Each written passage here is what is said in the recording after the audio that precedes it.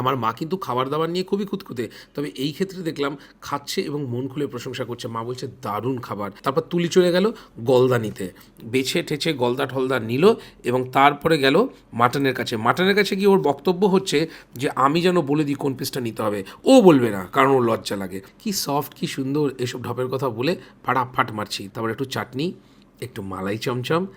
মালাই চমচমটা আর একবার নেওয়ার ইচ্ছে ছিল কিন্তু গেলাম, বললো দাদা চুপচাপ ঝোল নিয়ে কেটে পড়ুন, প্রচুর খেয়ে নিয়েছেন। কে মাথার দিব্যি দিয়েছিল দাদা এত ভালো ফিশ কবিরাজি বানানোর জন্য? এবার অন্য কিছু কি করে খাবো? মা আমাকে বলল একটু বুঝে শুনে খা, অন্য লোকজনও তো খাবে। নেমন্তন্ন ছিল কামালগাছি ডেভেলপ ডি কাসাতে। নেমন্তন্ন করেছিল কে? Elite eats and event company, ইই। তো কমপ্লেক্সের অডিটোরিয়ামে ঢুকতে ঢুকতেই দেখলাম অনেক লোক, গান বাজনা চলছে। তো বাকিদের দেখলাম অনেকটা আমার মতোই কেস। কাদের অনুষ্ঠান, কিসের অনুষ্ঠান সেসব দেখার দরকার নেই, জাস্ট খাও। এলিট ইটস অ্যান্ড ইভেন্টস ফাটাফাটি আয়োজন করেছে। ফল, উফ দারুণ। ইদানিংকাল ওদের খাবার দাবারের বিরাট সুখ্যাতি শুনছি। কোনো ভালো রেস্টুরেন্ট কিংবা ইভেন্ট ক্যাটারিং কোম্পানির নাম শুনলেই তো আমি বলি ভাই একটু তোমাদের খাবারটা চেখে দেখতে চাই। তো বলা মাত্রই তারা আমাকে ডেকে নিল, চলে এসো দাদা।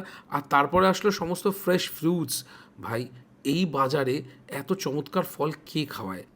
এটা আবার কি? উন্নয়নের নামে বাসি জলের ফোয়ারা দেখেছি পাড়াতে অনেক জায়গায়, কিন্তু এ তো চকলেটের ফোয়ারা। বৌদি টৌদিরাও টুকটাক কিন্তু বাচ্চাদের সামলাতে সামলাতে নিজেরাও পাটাপাট খাচ্ছে। তারপরে দেখলাম একজন সুসজ্জিত ভদ্রমহিলা প্লেট সার্ভ করছে। এলিটসের ম্যানেজমেন্ট কিন্তু জাস্ট অন্য লেভেল। তারপরে দেখলাম দম্পতির নাচ গান, কিন্তু এদিকে কাকিমা জেঠিমা মাসিমা প্রত্যেকেই কিন্তু খেতে ব্যস্ত, কারণ খাবারটা হয়েছিল ফাটাফাটি। মাটনটা কি লেভেলের হয়েছিল পরে বলবো, তার আগে বলিনি মাটনের যে নরম ব্যাপারটা। এই ঠাকুমার দেখো দাঁত নেই কিন্তু তবুও ফাটাফাটি মাটন খেতে পাচ্ছে, বুঝতে পারলে? চারিদিকে দেখলাম অডিটোরিয়ামে ভিড় হয়ে গেছে। আসলে অনেকেই নতুন ক্যাটারিংয়ের নাম শুনে ভাব মেরে আসেনি। তারপর যখন কমপ্লেক্সের অন্যান্য মানুষের কাছে শুনেছে খাবার দাবার হেভি, শিগগিরই চলে এসো, তারপর সব চলে এসেছে। অডিটোরিয়াম জাস্ট ফুল। কাকুর কিন্তু হালকা সুগার আছে, ওর জন্য আমাকে দেখে মিষ্টি নিয়ে চুপচাপ বসে আছে, কোনোরকম খাচ্ছে না। পাচ্ছে বাড়ির লোক যদি জিরো ওয়াটার ভিডিও দেখে নেয়। অদ্ভুতভাবে মা এবং তুলির সময় সমস্ত মেয়েরাই সার্ভ করছিল, কিন্তু আমার সময় সমস্ত ছেলেরা চলে আসলো স্যুট প্যান্ট পরা। ভাগ্যের পরিহাস। গরম গরম ভাত নিলাম একটু, তারপর নিলাম হালকা ডাল, তারপর নিলাম ফিশ বল কিংবা ফিশ ক্রকেট, ঝুড়ি ঝুড়ি আলু ভাজা, তারপর নিলাম ফিশ কবিরাজি। অনেকটা কিন্তু মিত্র ক্যাফের মতো স্টাইল। ভরা প্লেট নিয়ে ঘুরতে না ঘুরতেই দেখা হয়ে গেলো একজন সাবস্ক্রাইবারের সাথে। কি লজ্জা। তারপর সেখান থেকে কোনো রকম হেসে ঠেসে হ্যাঁ থ্যাংক ইউ বলে পালালাম থালা নিয়ে। তারপর ওই দিকে গিয়ে দেখলাম আমার মা কিন্তু এই ফিশ কবিরাজিটা দারুণ খাচ্ছে এবং বলছে অ্যাকিউরেট ফিশ কবিরাজি। তুলি কিন্তু এদিকে রকেটের মতো চালাচ্ছে। আহা, দুজনেই সুন্দর খাচ্ছে। আমার মা কিন্তু খাবার দাবার নিয়ে খুবই খুঁতখুঁতে, তবে এই ক্ষেত্রে দেখলাম খাচ্ছে এবং মন খুলে প্রশংসা করছে। মা বলছে দারুণ খাবার। তারপর তুলি চলে গেল গলদা নিতে, বেছে ঠেছে গলদা টলদা নিল এবং তারপরে গেল মাটনের কাছে। মাটনের কাছে গিয়ে ওর বক্তব্য হচ্ছে যে আমি যেন বলে দিই কোন পিসটা নিতে হবে, ও বলবে না কারণ ওর লজ্জা লাগে।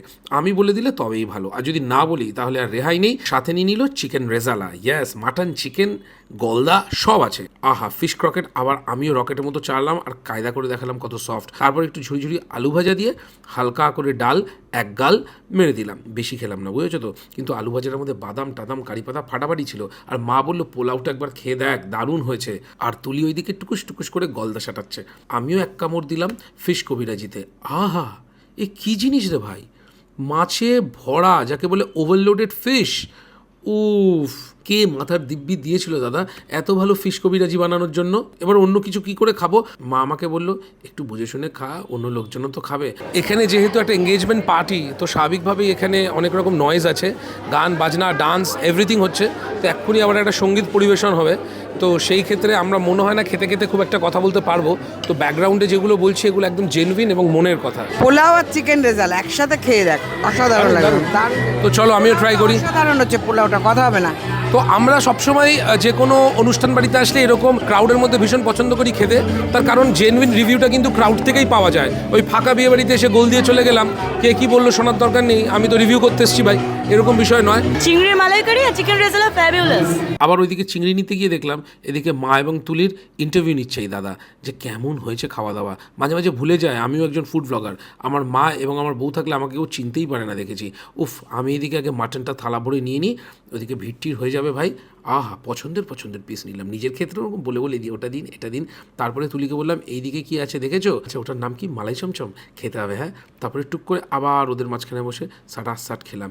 এদিকে কিন্তু চিকেন রেজালাটা ফাটাফাটি হচ্ছে, পোলাও দিয়ে আহা এখনও জিভ দিয়ে যেন জল পড়ছে। মাকে বললাম মা গলদাটা খেয়েছো? বললো না এখনো আস্ত ধরা, তুই নিজেরটা খা, আমার দিকে তাকাস না। গলদা চিংড়ি খাওয়া আর পিপিএফ করা যেন সেম, মানে আজকে রাখো আর 15 বছর পরে তুলো। উফ, এই খোলা ছাড়াতে ছাড়াতেই টাইম চলে যায়, কিন্তু তারপরে সুদে আসলে মিলিয়ে যখন ফ্লেশটা পাওয়া যায় না, কি বলি, পেটোর মতো ছাড়াচ্ছি আর টাকার টাক টানছি। আহা। তুলি বললো তোমার পাশে বসে থাকা যায় না, যেভাবে তুমি খাচ্ছ। আমি উঠলাম, হালকা করে মায়ের পাশে বসে বসে খেয়ে গেলাম। মা বললো আমিও এখানে বেশিক্ষণ বসে থাকতে পারবো না, আমাকেও মনে হয় উঠে যেতে হবে। তারপরে এই ছেলেটা এসে আবার জিজ্ঞেস করছে কী লাগবে দাদা, কী লাগবে দাদা।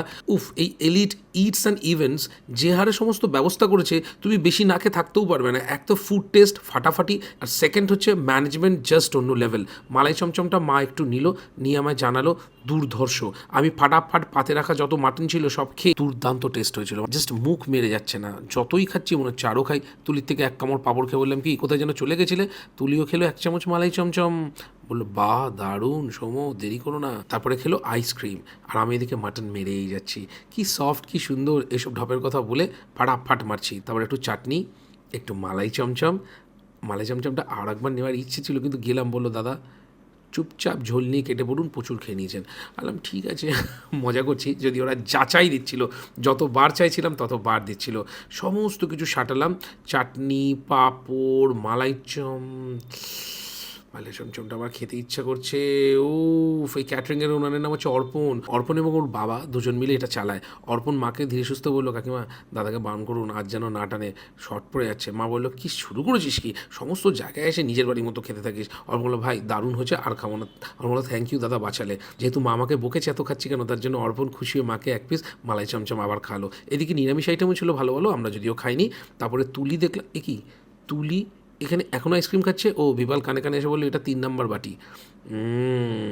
মা 2 নম্বর মালাই চমচম্পে হেভি খুশি। তারপরে ওইদিকে দেখলাম স্যুট প্যান্ট পরা ছেলে মেয়েদের গোল মিটিং বসে গেছে ওই চকলেটওয়ালা ঝর্ণার সামনে, যে এই ছেলেটাকে কি করে ভাগাই, মানে আমাকে। এ তো যা খাচ্ছে শর্ট ফেলে দিচ্ছে, মা বউ কারো কথা শুনছে না। তারপরে এদিকে বউ দিলাম সামে সামে নাচছে। আনলাম যে অন্তত আইসক্রিম খেতে খেতে সামে সামে নাচ দেখি, পিছন করে দেখি আমার বউ দাঁড়িয়ে আছে, যে সব দেখছি।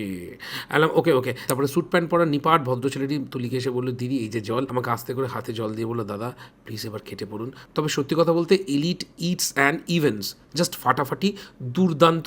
ডেসক্রিপশনে ফোন নাম্বার আছে, স্ক্রিনেও ফোন নাম্বার দেখতে পেলে এদের বুক করো। এখন যদি এদের নাম না শুনে থাকো বলে দিচ্ছি, রাঘব বোয়ালদের কাছে না গিয়ে ছোটোখাটো মানুষদের কাছে যাও, খাওয়াবেও ফাটাফাটি, পয়সা নেবেও কম। আমি তোমাদের বললাম জাস্ট অন্য লেভেল খাবার, প্লিজ এইটুকু ভরসা রাখো।